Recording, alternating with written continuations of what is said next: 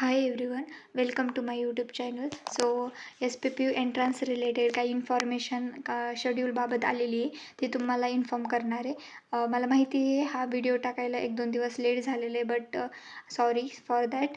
आणि काही extra information मी देणार आहे. तुम्हाला सगळी इन्फॉर्मेशन याची माहीत झालीच असेल, बट ही इन्फॉर्मेशन ॲड करून अजून एक्स्ट्रा इन्फॉर्मेशन देणार आहे मी. त्यामुळे हा व्हिडिओ बनवला आहे मी. सो पहिल्याला आपल्याला ईमेल आलेला आहे. त्या ईमेलवरती जिथे डाउनलोडची लिंक दिलेली आहे, ती PDF डाउनलोड करून घ्यायची. या PDFमध्ये आपल्याला डिपार्टमेंट वाईज कोणत्या डेटला, कोणत्या बॅचला, 3 बॅच आहेत, त्यामध्ये कोणत्या बॅचला आपली एक्झाम आहे ही इन्फॉर्म केलेली आहे. त्याच्यामुळे आपल्याला ही PDF डाउनलोड करणं खूप गरजेचं आहे. PDF डाउनलोड झाल्यानंतर ना आपल्याला कोणत्या टायमिंगला वगैरे सगळं नोट डाऊन वगैरे करून घ्यायचं आहे. 9 आणि 10 ह्या 2 डेटला आपली मॉक टेस्ट होणार आहे. मॉक टेस्ट सेम आपली फायनल एक्झामसारखीच असणार आहे. त्याच्यावरून आपल्याला कळेल की एक्झाम कशी होणार आहे, एक्झामला कसं प्रिपेअर राहायचं वगैरे. ते खूप इम्पॉर्टंट आहे आपल्यासाठी मॉक टेस्ट. ते पण पेपरला अभ्यास करून. त्यानंतर ना आपलं हॉल तिकीट जे आहे ते 8 जूनला येणार आहे. हॉल तिकीट आल्यावरती कसं डाउनलोड वगैरे करायचं ते मी तुम्हाला व्हिडिओ थ्रू इन्फॉर्म करेनच. सो त्याच्यानंतर ना दुसरी गोष्ट म्हणजे आपल्याला एक्झामसाठी जे रजिस्ट्रेशन ID वगैरे आहे, तो आपण ॲप्लिकेशन फॉर्म भरताना जो ईमेल टाकलेला आणि पासवर्ड टाकलेला ते लक्षात ठेवायचा आहे. आणि हॉल तिकीटवरती आपल्याला एक लिंक दिलेली असेल, ती लिंक आपल्याला Googleवरती टाईप करायची आहे.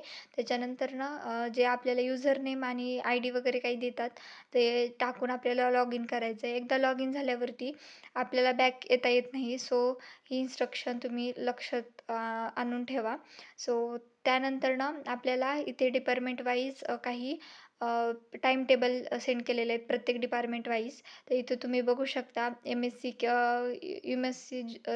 MSc वगैरे सगळे इथे ME, MSc, MCOM वगैरे सगळे इन्फॉर्मेशन इथे दिलेली. ही PDF तुम्ही डाउनलोड केल्यावरती तुम्हाला सगळं समजूनच जाईल.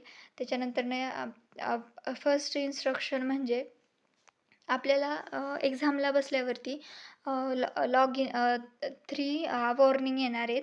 म्हणजे आपण जर आपल्या मागं जर समजा कोण दुसरी व्यक्ती वगैरे येऊन थांबली, त्यांना दिसली, AI तिथं प्रोटोकॉल असणार आहे, त्यात तो डिटेक्ट करणार आहे. तर वॉर्निंग फर्स्ट येईल. 3 वॉर्निंग झाल्यावरती ॲटोमॅटिकली आपली टेस्ट सबमिट होणार आहे. आणि असं झालेलं आहे याच्या आधी गेल्या वेळेस एक्झामला. त्याच्यामुळे प्लीज सो तुम्ही असे काही करू नका. कारण एकदा एक्झाम सबमिट झाल्या आपल्या रिझल्टवरती पण मार्क आपले डिटेक्ट होणार नाहीत, आपले मार्क येणार नाही आहेत. त्याच्यामुळे फर्स्ट वॉर्निंग जरी आली तरी तुम्ही खूप सिक्युअर झालं पाहिजे की आपण म्हणजे असं काही केलं नाही पाहिजे.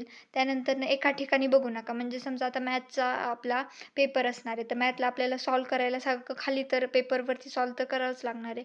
बट असं जास्त करू नका. वरती पण पहा, एक्झामकडे आपल्या एक्झाम्पल आहे त्याच्याकडे ती पण पहा. सो एवढ्या सगळ्या इन्स्ट्रक्शन तुम्ही पाळा.